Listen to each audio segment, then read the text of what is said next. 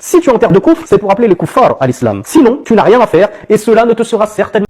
Assalamu alaikum wa rahmatullah. J'espère que kulli shay bi khair. Voici justement l'exemple de Sami Philippe, un des wahhabites excessifs qui suivent à la lettre et aveuglément les enseignements de ces chouyours wahhabites. Voici ce que l'on dit. Et lorsqu'on le dit, il saute, il s'excite, il nous tombe dessus, signalant que nous sommes des apostats, nous sommes des mouchriks, nous sommes des ignorants. Non, non, non. Nous ne sommes pas ignorants, nous ne sommes pas mouchriks, nous ne sommes pas des apostats. Nous disons « Ashhadu an la ilaha illallah wa ashhadu anna Muhammadan Rasulullah ». Mais, lakin, la science s'apprend, la science s'étudie. Allah a demandé au prophète d'appeler sur le sentier d'Allah, mais avec, attention, bil hikma, avec la sagesse.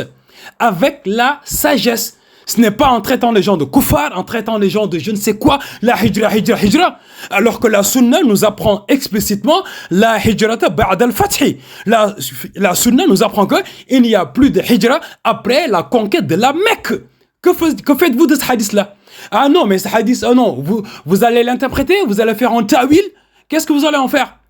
La hijra, effectivement, il faut l'effectuer quand on en a les moyens et quand la situation s'y prête. Personnel, je dis, situation personnelle. Chaque musulman connaît sa propre situation.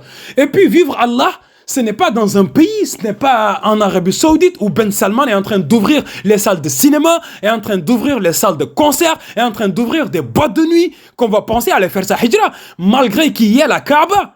Est-ce que vous me suivez là un peu? Alors, la hijra, ce n'est pas forcément en Égypte ou je sais pas où les femmes sont violées en pleine rue qu'on va forcément le faire. Moi, je préférais aller en Shintok, dans un village non connu, et être un berger, avoir ma petite mosquée, suivre ma religion comme il se doit.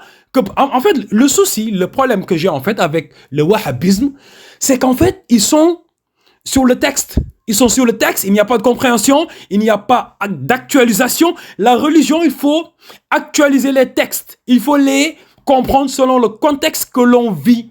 Tu ne peux pas prendre un texte et le plaquer à des ignorants qui vous suivent, qui ne savent ni lire alif, ni ba, ni ta. Ils vous suivent bêtement, ils pensent qu'en fait, vous avez atteint le summum du savoir. C'est absolument faux. Excusez-moi s'il y a un peu de vigueur dans mon propos, mais c'est qu'en fait, nous sommes dans un monde où le wahhabisme, grâce en fait, si vous voulez, à la manne financière émanant du pétrodollar, ils ont accès aux médias, ils ont accès aux réseaux sociaux pour pouvoir poster voilà, tout le temps, ils postent. Parce qu'en fait, vous savez que le wahhabisme à travers le monde, c'est des financements. Grosse barbe, petit bonnet sur la tête, égale financement. Il y a un financement derrière. Financement qui vient du pétrodollar saoudien. Or, nous qui malheureusement n'avons pas accès à ce pétrodollar et qui ne croyons pas au wahhabisme, nous ne sommes pas financés. Donc on est obligé de passer par des canaux comme TikTok, comme YouTube ou je sais pas quoi, pour essayer de faire passer la vraie science, la science utile, la science qui ne traite pas un tel de koufar, qui ne traite pas un tel de mushrik. Non. Le prophète Muhammad sallallahu alayhi wa sallam, il a dit clairement Innama bu'ithtu li'utammima makarimal akhlaq. Je n'ai été envoyé innama, ce qu'on appelle min adati hasr.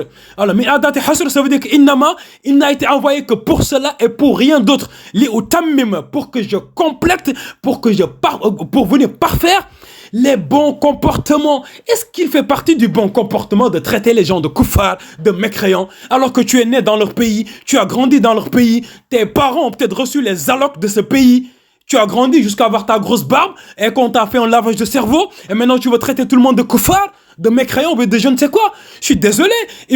Allah, il nous dit, donc le prophète sallallahu alayhi wa sallam nous dit dans un hadith, Man lam yashkurin nasa, lam yashkurillah. Quiconque ne remercie pas, n'est pas reconnaissant envers les personnes, tu ne l'es pas envers Allah.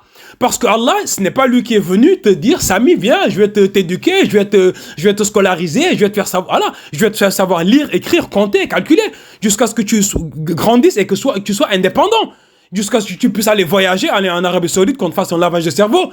Tu as d'abord été né et grandi en Europe, je suppose, à t'entendre parler, je suppose, j'ai bien dit. Et si c'est le cas, donc le cas échéant, tu dois être reconnaissant envers ce pays où tu es né, où tu as grandi, qui a reçu tes parents, qui sont venus du bled, Algérie, Égypte, Sénégal, Maroc, je ne sais où. Ok? Ça, c'est la toute première chose. Deuxièmement, appeler à l'islam, ce n'est pas traiter les gens de koufar, ce n'est pas chasser les gens de chez eux, où ils sont nés, où ils ont grandi. Je suis désolé. D'accord? Il y a même un hadith, même si on dit qu'il est daïf, qui dit que hubbul watan min al-iman, que le fait d'aimer le pays où on est né, ça fait partie de la foi, parce que n'oublie pas que c'est là que Allah a décidé que tu sois né. Ça veut pas dire que tu dois y rester, que tu dois passer ta vie, tu dois subir. Non, non, non. La hijra, si on en a les moyens, on va même pas l'appeler la hijra. C'est dégager de quelque part où tu peux pas adorer Allah comme il se doit, tu dégages de ce pays-là. Effectivement, tu vas aller te chercher ailleurs, où tu peux que ce soit même dans un, voilà, même si c'est dans un troupeau, tu y vas tant que tu peux adorer Allah correctement, comme il se doit. Tu peux prier à la mosquée, ta femme elle peut se voiler si elle le veut, tu enseignes le Coran à tes enfants, tu fais ce que tu veux. Mais en fait, le problème est que nous avons avec le wahhabisme et qu'on le dénonce, le souci c'est que, en fait là c'est des propos qui vous disent, et ça sur d'autres domaines, à un moment donné, vous ne les écoutez pas, vous ne faites pas ce qu'ils disent, ils estiment que eux et leur chouyour, eux et leur gourou, eux seuls sont dans la vérité et que tous les autres sont égarés. Et que si vous ne les suivez pas, eh ben, en fait, votre sang est licite. Donc, il peut vous tuer, en fait. Il peut vous démembrer, il peut vous égorger. Est-ce que vous vous rendez compte? La preuve, Daesh est là. L'ex-imam de la Mecque, il nous a bien dit que Daesh est salafite wahhabite. Ah oui, parce que Daesh, en fait, se réfère à leur bibliographie. Eh oui, c'est ça le problème du wahhabisme. Vous êtes des gens excessifs et ignorants. Excessifs, je dis bien, et ignorants. Pour vous, le tawhid, c'est vous qui le connaissez. La sunna, c'est vous qui la connaissez. Mais je peux vous garantir que si vous saviez le nombre de livres qui existent, si vous saviez le nombre de savants qui existent, vous vous calmeriez. Eh oui, vous seriez très calme et très humble. Eh oui, très très humble. Toute personne qui veut savoir un peu plus de ce que je dis, il peut aller visiter la chaîne YouTube Ummatan Wasatan. Il y verra énormément de choses qui montrent en fait la stupidité et l'ignorance de la plupart des suiveurs des wahhabites. Assalamu alaikum wa rahmatullahi ta'ala wa barakatuhu. Excusez-moi de la vigueur, mais en fait, c'est que j'ai été un brin titillé par ce monsieur.